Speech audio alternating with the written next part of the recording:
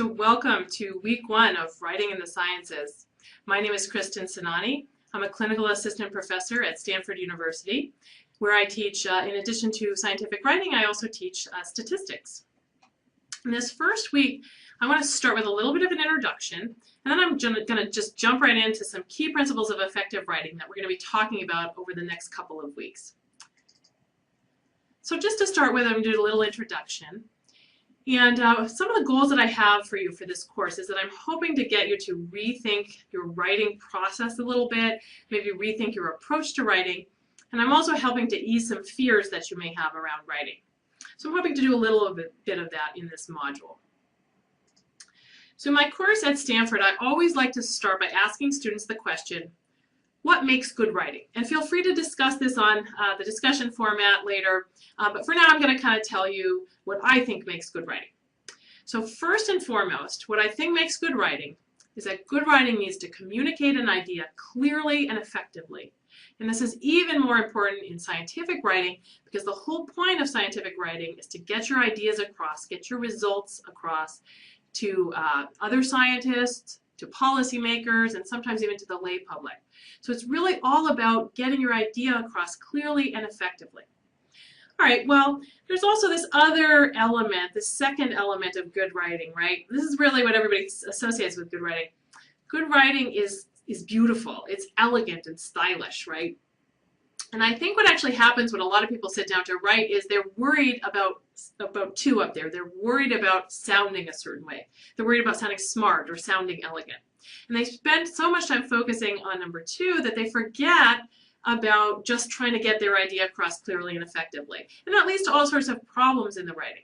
So I really want you in this course to keep your focus on that the main point of writing is to get your idea across clearly and effectively. I want you to worry less about that elegant and stylish part, because that first part, clear and effective writing, that really just takes having something to say, which as a scientist with results you have, and it takes clear and logical thinking. It's very important to get your arguments across in a clear and logical way. But I think as scientists, probably all of us feel that we have something to say, we have clear thinking. So that step, about good writing is a little bit less intimidating, I think, to most people. Now this elegant and stylish part is actually fairly intimidating, but that actually happens through revision. So elegant and stylish writing doesn't happen on a first draft, even for professional writers. And I'm going to show you some examples in this course. That elegant and stylish piece really comes in through revision, through taking time to go back and rework your first draft, and also oftentimes a lot of professional writing that you see when you read a magazine or a novel, that's been through some good editing, and that's really polished that writing. So that elegant and stylish part happens on revision, so I don't want you to even worry about it when you're writing your first draft. Just aim for getting that idea across in a clear and logical way. So I also always like to ask the question to my students, what is it that makes a good writer? And I think a lot of things get associated with good writers. I'm going to give you a few of what I think people associate with good writers. So I think a lot of people think that in order to be a good writer, you've got to have some kind of inborn talent. And a lot of scientists feel that they weren't born with the writing gene. They were born with the math gene or the science gene. But they don't feel they have that kind of inborn talent. Or you might think it takes years of English and humanities classes to become a good writer. And again, a lot of scientists don't have that. Or maybe you think it takes some kind of artistic nature. Or many people think maybe it takes the influence of alcohol and drugs. Or maybe some kind of divine inspiration, some kind of muse. So all of these things get associated. A lot of people think you need these to be a good writer. But in fact, I don't think you need any of these to be a good writer. So I think what it takes to be a good writer is, one, again, you have to have something to say. You have to have something that you're passionate about, that you want to communicate. And that sounds a little bit trivial, but I can't tell you how many times I've had a student, I've been doing editing with a student, I'll have the student come to my office and we go over the edits, and I'll say, oh, I got to this paragraph, I was a little confused by what you meant. Can you tell me what you were trying to say? And they'll kind of look at me and go, well, I'm not really sure what I was trying to say in that paragraph. They don't know. And that's why it's a confusing paragraph, why I can't understand it, because they weren't really sure what they were trying to say. So you have to have something to say. You have to know what you're trying to get across. You need logical and clear thinking. You have to be able to present your arguments in a logical way, particularly in scientific writing. But again, I think most scientists really feel very comfortable that they have both of those. They have something to say and they have logical thinking. What you might not have yet is you may not know a few simple learnable rules of style. And these are the tools that I can teach you in this class. Surprisingly, you may not have ever been taught these before. In fact, in some cases, you may have been taught the opposite. So, in fact, though, these are fairly simple rules that I can teach you. They're easy to learn. And once you learn them, it'll be a lot easier for you to write in a clear and effective and efficient way. So one of the take-home messages I have for this course is that good writing can be learned. Good writing is a skill. You don't have to be born with it. You can learn it, and as with any skill, you learn it through practice. So here's some things you can do to help improve your writing. Besides taking this course, here's a few things to do. So reading is a really good way to learn to be a better writer is if you read. And read sources of professional good writing like magazines, novels, nonfiction books, not necessarily the scientific literature.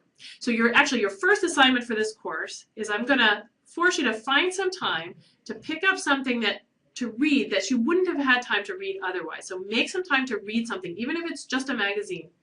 Read it. Pay attention to how professional writers write. Pay attention to some of the tricks they use, some of the tricks we're going to learn in this class, and imitate. So do as much reading as you can outside of the scientific literature while you're taking this course. If you have time, as I said, writing is a skill, so the more you practice, the better you're going to get at it. So if you have a little time at the end of each day or at the beginning of each day, try to write in a journal. It could be an old-fashioned journal or an electronic journal. Try to spend a few minutes just practicing some of the techniques that we're going to talk about in this course. I want you to let go of some academic writing habits, some bad habits that you may have picked up by being in academia too long. I call this the deprogramming step. So I'm going to tell you some things that you may have been told, that you weren't allowed to do before, or you may have picked up some bad habits. I'm going to try to break you of those. A really good tip before you sit down to write about your research is try to talk it out with somebody, even just a friend who's not necessarily in your discipline. Because oftentimes when we talk about our research, we do it in a more conversational tone. We talk in more simple terms. We actually present our ideas better than when we sit down to write. So often talking about your research can help. One of the things I'm really going to emphasize in this course is that I want you to actively try, when you sit down to write your manuscript, to actively try not to bore your reader. And that may sound very funny, but we are all in the same boat here because we all have to read the scientific literature. You've probably all had the experience where you've got this stack of scientific papers that you've got to read, they're sitting on your desk, and you're just kind of dreading reading them because you know they're going to be tedious and hard to get through and dull. And the scientific literature doesn't have to be that way. We can write it in a more engaging and lively and interesting way. So I really want you to actively think about when you're writing, trying to make your writing engaging and trying not to bore your audience. That would be great, right, if the scientific literature was as fun to read as a magazine or a book. Another thing I hear from a lot of students is, I can only write when I'm inspired. So they kind of have this notion that they can only write on certain days if the moon is lined up a certain way. Of course, this is just a procrastination technique. You don't need any special muse or inspiration to be able to write. You do need to be prepared to write, and that's something we're going to talk about in the writing process, but you don't need inspiration. So just kind of get over that notion that you have to be inspired. Accept that writing is hard for everyone, so it's really helpful, I think, if you realize that even for professional writers who do this every day, there's just something inherently difficult about the task of writing. So if you find writing hard, you're in the same boat as everybody else. So I think knowing that can just help to reduce some of the anxiety that you may have around writing. Also in this course, I'm going to try to give you a lot of tips to help make your writing easier. There are a lot of ways that you can ease the writing process. You can make it easier for yourself. So those are some of the kinds of things that I'm going to be talking about in this course. But it's nice to know that everybody's in the same boat, right? Writing is really hard for everyone. It's just a very challenging type of task. I'm also going to really emphasize revision in this course. So a lot of scientists don't spend enough time on revision. They really worry over the first draft. They try to get it perfect on the first draft, and they don't give enough emphasis and enough weight to revision. So I'm going to try to get you to flip that and really kind of just go through the first draft quickly, get it down on the paper, and then put your emphasis on revision. It's an easier and more efficient way to write. And really, again, the elegance in writing happens on revision, not on the first draft. I'm going to try to teach you how to cut ruthlessly in this course. It's really hard to cut your own work. It's easier to cut other people's work, and we'll do some of that in this course as well. But you can't become too attached to your words. You have to learn how to be a ruthless editor. And I am a ruthless editor, so I warn you, if you ever send me something to edit, I am very ruthless.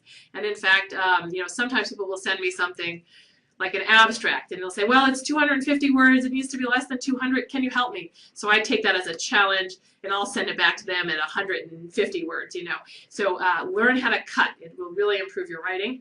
We're going to talk a lot about cutting clutter from your work this first week of the course.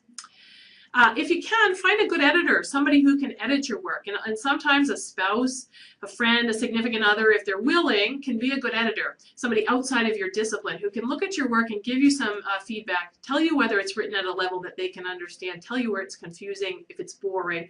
So you might actually, in this course, we're going to be doing some peer editing, you might actually meet some other scientists who are willing to edit your work. And if you get a good editing relationship going with somebody through this course, they could be a long-term editor, and you could edit each other's work reciprocally. So try to find a good editor.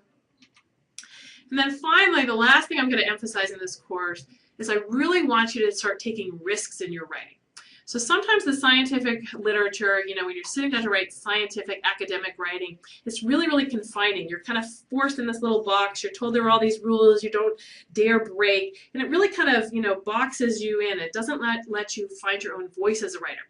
So I'm going to tell you that some of these things you've been told that you can't do in the past, like use a dash or write the word we, that it's actually okay to use the word we or I, or to use a dash. So I'm going to encourage you to take some risks, to get out of that little box and try to find your own voice as a writer. Go ahead and put something in your writing that's a little bit funny, put something that's provocative. So I really want you to take some risks and find your voice as a writer. The preceding program is copyrighted by the Board of Trustees of the Leland Stanford Junior University. Please visit us at med.stanford.edu.